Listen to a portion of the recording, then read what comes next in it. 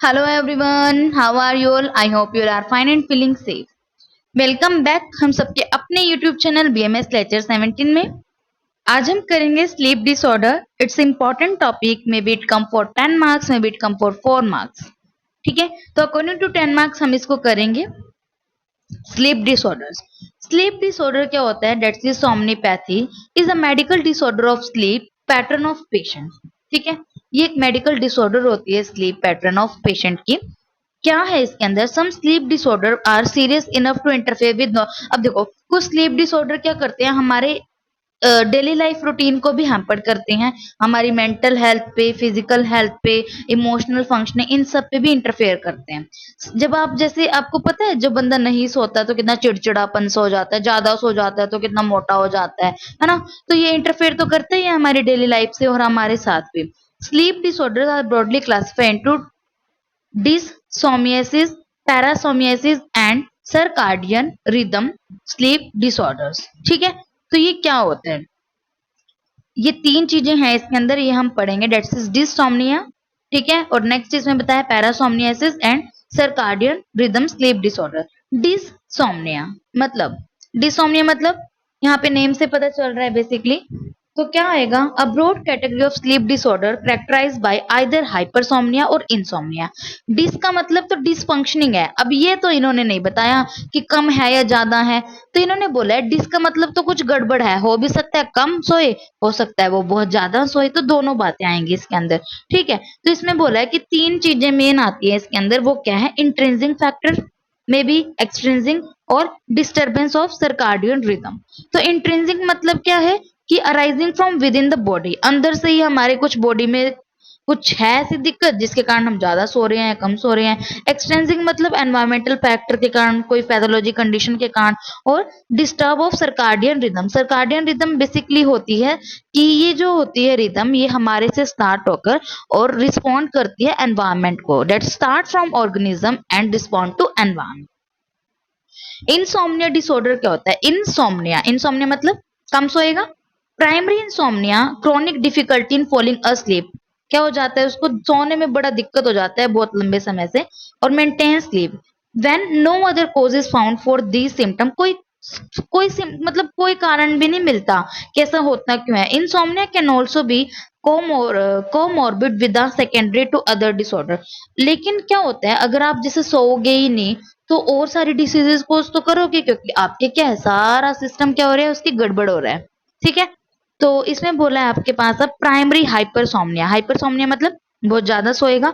It's is hypersomnia of central और brain origin, ये primary है। इसके अंदर आता है नार्कोलेप्सी, इडियोपैथिक हाइपरसोम्निया। ठीक है, और हाँ यही आते हैं इसमें। तो ये क्या होता है? Narcolepsy. What is understand the narcolepsy? Narcolepsy क्या होता है? बहुत ज्यादा excessive uncontrolled day time sleepiness. दिन में वो बहुत ज्यादा सोता है भाई। ठीक है, तो क्या होता है इसमें? अ क्रोनिक न्यूरोलॉजिकल डिसऑर्डर, बहुत लंबे समय से ये चलती आ रही होती है, which is cause by brain inability to control sleep and wakefulness. इसके अंदर जो हमारा दिमाग होता है ना, वो स्लीप को कंट्रोल नहीं कर पाता, और मतलब कि वो बंदा दिन में सोता ही रहता है। ठीक है, वेकफुलनेस जाग भी नहीं, जगा नहीं पाता वो बंदे को। ठीक है, नेक्स्ट आता है इडियोपैथिक हाइपरसोम्निया। इडियोपैथिक, इडियोपैथिक तो आपको पता है, इडियोपैथिक मतलब जो इसका कोई कॉज ही हम नहीं पता। A chronic neurogenic neurological disease in which there is increase amount of fatigue and sleep during the day. उसमें क्या होता है कि इसमें फैटिकनेस और स्लीप जो है वो बहुत ज्यादा हो जाती है डे टाइम पे। Patient who suffer from idiopathic hypersomnia can not obtain a healthy amount of sleep for a regular day of activities. देखो वो इतना ढंग से क्या होता है, उसकी अमाउंट जो होती है, हेल्थी अमाउंट ऑफ स्लीप जो है वो अच्छे से पा नहीं पाता, मतलब ऑब्टेन नहीं कर पाता। This include the patient ability to perform well, हाँ sorry, this hinder the patient ability to perform well. Patient have to deal with this for rest of their lives. क्या होता है बेसिकली, अब जब वो पूरा दिन सोता ही रहेगा, क्या वो काम पर कर पाएगा? कुछ नहीं कर पाता वो काम। ठीक है, तो इतना परफॉर्म भी वो ढंग से नहीं कर पाएगा। नेक्स्ट आता है रिकरेंट हाइपरसोम्निया। रिकरेंट मतलब कि बार बार वो बहुत ज्यादा ज्यादा सोते रहते हैं, एकदम ही उसकी नींद लग जाती है, ऐसा है। Next post traumatic hypersomnia. Post traumatic after trauma, बहुत ज्यादा सोएगा। या फिर मेंस्ट्रुअल रिलेटेड हाइपरसोम्निया आता है। फिर आते हैं इसमें sleep disorder breathing. Sleep disorder breathing क्या होता है? स्लीप डिसऑर्डर ब्रीथिंग, इसके अंदर आपकी बात आती है तीन चीजें। Severe type of sleep apnoea, जब वो बंदा सोता है तो उसको एपनिया हो जाता है, सांस आना बंद हो जाता है, और ये बेसिकली ओबेसिटी के केस में होता है। नेक्स्ट है स्नोरिंग, आपको कुछ पता होंगे, बहुत लोग घराटे मारते हैं, है ना, क्या करें बेचारे, है ना। तो अपर एयरवेज रेजिस्टेंट सिंड्रोम, और इसमें तीसरी बात आती है, ये ब्रीथिंग से रिलेटेड होता है कि सोते सोते ब्रीथिंग में क्या डिसऑर्डर आते हैं। तो पहला तो एपनिया है, दूसरी बात आएगी स्नोरिंग, तीसरी बात आती है अपर एयरवे रेजिस्टेंस सिंड्रोम हो जाता है। और इसमें बताया है रेस्टलेस लेग सिंड्रोम और पेरियोडिक लिम्ब मूवमेंट डिसऑर्डर, कि वो मूवमेंट करता रहता है ऐसे सोता सोता भी, तो इसमें ही रहेगा। नेक्स्ट आता है सर्काडियन रिदम स्लीप डिसऑर्डर, ये क्या है, let's is delay sleep phase disorder, इसमें जो स्लीप फेज होता है वो डिले हो जाता है, या एडवांस स्लीप फेज डिसऑर्डर हो जाता है, और non 24 hour sleep wake disorder, जागता रहता है वो, ठीक है। नेक्स्ट आता है पैरासोमनियासिस, ये सारा क्या था, डिसोमनियासिस, ठीक है। डिसोमनियासिस में हमने क्या पढ़ा कि या तो कम सोएगा या ज्यादा सोता है, तो इसके अंदर आपके बात आती है इंट्रिंसिक एक्सटेंडिंग या डिस्टर्बेंस ऑफ सर्काडियन रिदम आता है। तो इनसोम्निया क्या होगा, कम सो रहा है, ठीक है, क्रॉनिक इसमें बता दिया। फिर आते हैं प्राइमरी हाइपरसोमनिया, ज्यादा सो रहा है, क्यों, नार्कोलेप्सी आता है इसके अंदर वर्ड, ठीक है, इडियोपैथिक होता है, और पोस्ट ट्रॉमेटिक है, रिकरेंट है, मोर मेंस्ट्रुअल रिलेटेड आता है। फिर आता है आपके पास स्लीप डिसऑर्डर ब्रीथिंग वाला आता है, ठीक है, इसमें आपने बता दिया। नेक्स्ट आता है आपके पास पैरासोमनिया, पैरासोमनियासिस क्या होता है, अ कैटेगरी ऑफ पैरासोमनिया क्या होगा, a category of sleep disorder that involve abnormal and unnatural movement behavior emotion perceptions and dreams in connection with sleep। पता क्या होता है इसके अंदर, वो बंदा ना सोते सोते क्या करता है, अबनॉर्मल ही उसकी अननेचुरल मूवमेंट होगी, बिहेवियर होगा उसका, ठीक है, इमोशन, और सोते सोते रो रहे हैं और कुछ भी बोल रहे हैं, तो ये सारा क्या है, पैरासोमनियासिस है। बेड बैटिंग करते हैं कुछ लोग, ठीक है, सोते सोते सुसु कर देते हैं, ठीक है, और टूथ ग्राइंडिंग, कुछ कुछ क्या होते हैं कि सोते सोते अपने दांत पीस रहे होते हैं, ठीक है।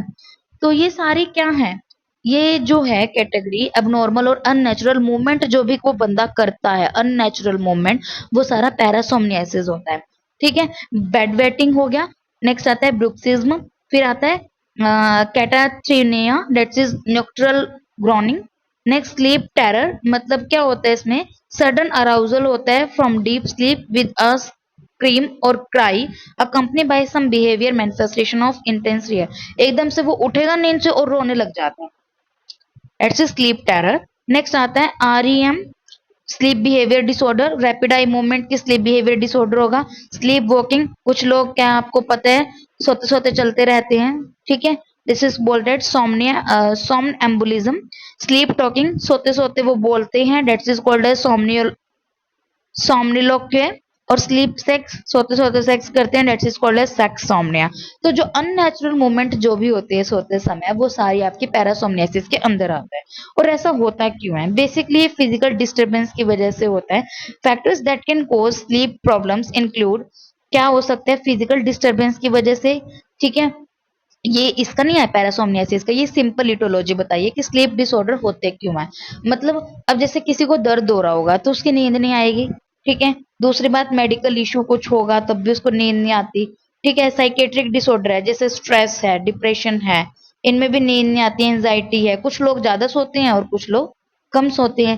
तो एनवायरमेंटल इश्यूज है, अल्कोहल यूज करते हैं, पता वो क्या, अल्कोहल वाले तो आपको पता ही है कैसे होते हैं, जेनेटिक हो सकते हैं, या फिर जिनका रात का काम होता है तो ये भी नहीं सोते। तो इन सब चीजों के वजह से क्या होता है, आपका स्लीप डिसऑर्डर होते हैं, ठीक है। क्या क्या है इसके अंदर, कि फिजिकल डिस्टरबेंस है, या फिर उसको कोई चोट वगैरह लगी हुई है, मेडिकल इश्यू है, साइकेट्रिक है, या फिर एनवायरमेंटल है, जेनेटिक है, नाइट शिफ्ट वर्क है। अब आता है आपको मैनेज कैसे करना है इसको, स्लीप डिसऑर्डर्स को। तो सबसे पहले तो आपको ये देखना है कि finding on history and physical examination, आपको सबसे पहले उसकी फिजिकल एग्जामिनेशन करना है कि हाँ उसको क्या क्या होता है सोते समय, क्या भी है। फिर आपको डायग्नोस्टिक इवेल्युएशन, कैसे आप उसको डायग्नोस करोगे। फिर आता है क्या डायग्नोसिस आपकी निकलेगी, और फिर आपको ट्रीटमेंट देना है। सबसे पहले बात आता है, आपने देखा कि बंदा ओबेसिटी वाला है, आपने कहा कि बंदा, अब जैसे पेशेंट आया वो बोलता है कि भाई आपने देखा कि वो मोटा है, फिर वो कहेगा कि जी सोते सोते घराटे लेता है ये, उसके साथ जो भी होगा, ठीक है, और उसका हाइपरटेंशन क्या है। तो आप वहां पे क्या चेक करोगे, रेस्पिरेटरी मॉनिटरिंग करोगे कि उसके रेस्पिरेशन में कोई प्रॉब्लम तो नहीं है। तो आपको क्या करना है, आप डायग्नोज करोगे कि इसको तो क्या है, ऑब्स्ट्रक्टिव स्लीप एपनिया है, सोते सोते क्या हो जाता है, इसके सांस रुक जाता है। ठीक है, तो आपको थेरेपी क्या करानी पड़ेगी, कॉन्टिन्यूस पॉजिटिव एयरवेज प्रेशर करना पड़ेगा। ठीक है जी, और ईएनटी सर्जरी करानी पड़ेगी, इट्स इज यूविलो प्लेटो फेरेंजियोप्लास्टी या डेंटल एप्लीकेशन, फार्माकोलॉजिकल थेरेपी इसमें आपको करना पड़ेगा, और वेट लॉस इसमें इंपॉर्टेंट आएगा। नेक्स्ट आता है cataplexy. What is cataplexy? Cataplexy basically क्या होता है, ये ट्रांजिएंट एपिसोड होता है, वॉलंटरी वीकनेस हो जाती है मसल्स की। ठीक है, और कब होता है ये, स्ट्रॉन्ग इमोशनल ट्रिगर जैसा कि लाफ हो या फिर ज्यादा एक्साइटमेंट में क्या हो जाता है, उसका वॉलंटरी वीकनेस हो जाती है मसल्स का, तो उसे बोलता है कैटाप्लेक्सी। और नेक्स्ट है हिप्नोगोगिक हेलोसिनेशन, मतलब वही आता है कि उसको कुछ कुछ कुछ होता नहीं है फिर भी दिखता है, कुछ कोई बोलता नहीं है फिर भी उसको सुनता है। स्लीप पैरालिसिस, फैमिली हिस्ट्री, तो इसमें आपको क्या करना पड़ेगा, polysomnography with multiple sleep latency testing करना पड़ेगा, स्लीप ही के ही टेस्ट करने पड़ेंगे। इसमें आपको क्या मिलेगा, डायग्नोस क्या निकलेगा आपका, that's is narcolepsy cataplexy syndrome. ठीक है, नार्कोलेप्सी कैटाप्लेक्सी सिंड्रोम। नार्कोलेप्सी क्या होता है, जिसके अंदर क्या होता है, वो दिन में बहुत ज्यादा सोता है। कैटाप्लेक्सी कि उसका क्या होता है, जब जैसे वो ज्यादा वो ट्रिगर ट्रिगर फैक्टर्स के यही है, या तो ज्यादा खुश होता है या वो हंसता है, तो उसका क्या हो जाता है, वॉलंटरी वीक हो जाती है उसकी मसल्स। तो इसमें आपको स्टिमुलेंट्स देने हैं। ठीक है, और आरईएम सप्लीमेंट एंटी डिप्रेशन देने हैं, जेनेटिक काउंसलिंग करनी है। फिर आता है restless legs syndrome, disturb sleep, predisposing medication condition, anaemia, renal failure. इनमें आपको क्या करना पड़ेगा, एंटीरियर टिबियालिस ईएमआई मॉनिटरिंग करना पड़ेगा, पेरियोडिकली मूवमेंट ऑफ स्लीप आपको मिलता है। तो इसमें आपको क्या करना है, डोपामाइन एगोनिस्ट देना और बेंजोडाइजेपाम देना है। नेक्स्ट आता है disturb sleep predisposing medical condition. Disturb sleep मिलती है जैसे अस्थमा की वजह से है, या फिर उसको प्रीडिस्पोजिंग मेडिकल थेरेपीज की वजह से स्लीप वॉक डायरी रिकॉर्डिंग होती है कि वो दिन में सो नहीं पाता, मतलब कि डिस्टर्ब होती है उसकी स्लीप, तो इंसोम्निया मिलता है आपको। ठीक है, तो ट्रीटमेंट आपको क्या करना है, यहाँ पे जो प्रीडिस्पोजिंग कंडीशन है उसका change in therapy, behaviour therapy करना है, और शॉर्ट एक्टिंग बेंजोडाइजेपाम आपको इसके अंदर रिसेप्टर एगोनिस्ट देने हैं।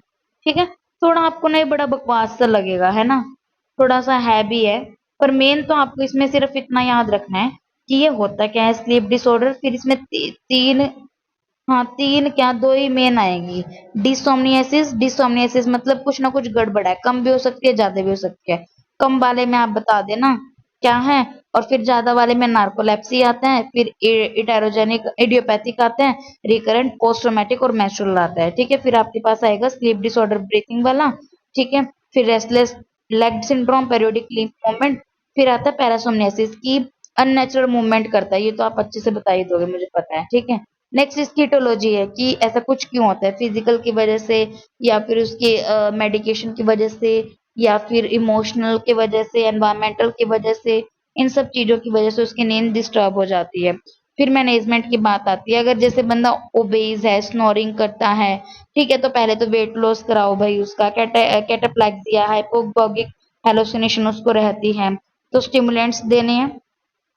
रेस्टलेस लेग रहती है, स्लीप डिस्टर्ब रहती है उसकी, तो आपको बेंजोडाइजेपाम देना है। और लास्ट वाले में भी आपको basically short acting benzodiazepine receptor agonist इसमें देने हैं। नेक्स्ट आता है आपके पास treatment for sleep disorder generally can be grouped into 4 category. चार चीजें हैं मेनली, अगर आपको ये सब चीजें याद न रही तो ये चार चीजें मेन हैं, वो क्या आएंगी। सबसे पहले तो आता है उसका बिहेवियर और साइकोथेरेपेटिक ट्रीटमेंट। अब देखो कुछ बंदे ऐसे होते हैं जिनको सिर्फ आपके आश्वासन की चिकित्सा जरूरत होती है। पता है आश्वासन क्या होता है, जैसे किसी को भरोसा दिलाना कि नहीं नहीं कुछ नहीं हुआ। अब जैसे कुछ बंदे क्या होते हैं, डिप्रेशन में चले जाते हैं, बहुत ज्यादा गम लग जाता है जिनको, है ना, तो उनको क्या है, उनकी सिर्फ आपको काउंसलिंग करने की जरूरत है, उनको समझाने की जरूरत है, वो ठीक हो जाएंगे, क्योंकि उनको उनको खुशी की जरूरत है। ठीक है, तो आपको यही सब चीजें करनी है, बिहेवियर और साइकोथेरेपेटिक आपको ट्रीटमेंट करना है, रिहेबिलिटेशन और मैनेज करना है, उनको मेडिसिन देनी है। ठीक है, अगर किसको नींद नहीं आती, किसी और पैथोलॉजी की वजह से नींद नहीं आती, तो वहाँ पे मेडिकेशन की जरूरत है और अदर सोमैटिक ट्रीटमेंट देना है। The treatment of narcolepsy is symptomatic. Narcolepsy I already explain you कि इसके अंदर दिन में भी बंदा वो सोता रहता है, ठीक है, तो ये सिम्टोमेटिक इसका ट्रीटमेंट करना है। उसके बाद आता है somnolence is treated with somnolence. What is this? Excess sleepiness. Nothing is that. somnolence का मतलब होता है बहुत ज्यादा सोना। इसको ट्रीट कर सकते हो वर्क प्रोमोटिंग थेरेपी, उसको जगा जगा के कुछ ऐसी थेरेपी करनी है कि जिससे वो जागा रहे, ठीक है। उसके बाद आता है modafinil. Modafinil is important basically. Modafinil एक नाउअडेज ही चली है medicine, modafinil Phenyl is now the drug of choice principally because it is associated with fewer side effects than older stimulant and has long half life। 200 to 400 mg आपको देनी है single daily dose. OD देनी है 200 to 400 mg। That's is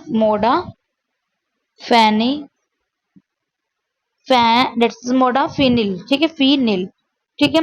older drug जैसे कि methyl फेनिडेट थी और जो डेक्स्ट्रा एम्फेटारामाइन थी, इनके आज भी मतलब are still use as alternative, but इतना ज्यादा इनका यूज नहीं है। Treatment of REM related phenomena, cataplexy, हाइपोगोगिक हेलुसिनेशन। आई थिंक ये जो टर्म्स मैं बोल रही हूँ आपको क्लियर होंगी, ठीक है। और अगर आपको ये लगता है कि आपको ये क्लियर अभी नहीं हुई है तो आप ये वीडियो दोबारा देखना, आपको ये समझ आ जाएगा, ठीक है। और स्लीप, और आप गूगल पे इनकी ना पिक सर्च कर सकते हो, ठीक है, आपको अच्छे से समझ आ जाएगा। Sleep paralysis required the potent REM sleep suppression और produce by antidepressant medication, ठीक है। जो एकदम से उठ जाती हैं या फिर इनको कैटाप्लेक्सिक है, इनमें आपको क्या करना है, डिप्रेसेंट की जरूरत है, anti depressant medication. The tricyclic anti depressant इसमें यूज होता है, जैसे कि क्लोमिफेरामाइन आता है इसमें, सिलेक्टिव सेरोटोनिन रीअपटेक इनहिबिटर आता है, ठीक है। Treatment with clonazepam provides sustained improvement in almost all reported cases of REM. Clonazepam, clo clona that is clonazepam। क्लोनाजिपैम जो है वो आपके जितने भी आरईएम रिलेटेड डिसऑर्डर्स है उनमें यूज की जाती है, ठीक है। एंड इट्स बेसिकली 0.5 से 1 mg देनी है आपको। For nocturia symptomatic pharmacotherapy is usually accompanied with desmopressin. ये न्यूक्टोरिया क्या होता है, रात को जो यूरिनेटेड फ्रिक्वेंटली एट नाइट, ठीक है। तो इसमें आपको क्या देना है, डिस्मोप्रेसिन देना है, और बस यही दे सकते हो आप, ये याद रखना। और treatment option for periodic leave movement disorder include dopaminergic medication और बेंजोडाइजेपाम्स, ठीक है। मेन मैं सिंपल सिंपल बता दूं आपको इसमें याद रखना है बेंजोडाइजेपाम और एक जैसे डोपामाइन वाले आपको याद रखने हैं, ठीक है। और इसमें आपको, और तो आप इसमें देखोगे डेट्सिस क्लोनाजेपाम याद रखना है, और एक जो मैंने आपको बताया डेट्सिस मोडाफिनिल, ठीक है। तो ये चीजें आपको इसमें याद रखनी है, और ज्यादा कुछ नहीं है, और बस इतना ही है, ठीक है। तो बेसिकली 10 में तो कम ही पूछा जाएगा, 4 के ज्यादा इसके चांसेस है, तो 4 के लिए भी बहुत ज्यादा है इसमें, ठीक है। अगर आपको इसमें कोई डाउट हो तो आप मुझसे पूछ लेना, इतना खास भी इम्पोर्टेंट टॉपिक नहीं है बट फिर भी, ठीक है। और यहाँ पे ये टॉपिक कंप्लीट हो गया। अगर आपको इसमें कोई डाउट हो तो आप मुझे पूछ लेना। और आपको ये वीडियो कैसी लगी है, आई नो थोड़ी वैसी सी ही लगी होगी, बट कोई नहीं, इतना ज्यादा तो है नहीं है। अगर आप 2-3 बार देखोगे वीडियो को, सुनोगे तो आपको ये समझ आ जाएगी, ठीक है। और जिसने मेरे चैनल को सब्सक्राइब नहीं किया तो please subscribe my channel, like share comment on my video and thank you so much for watching my video.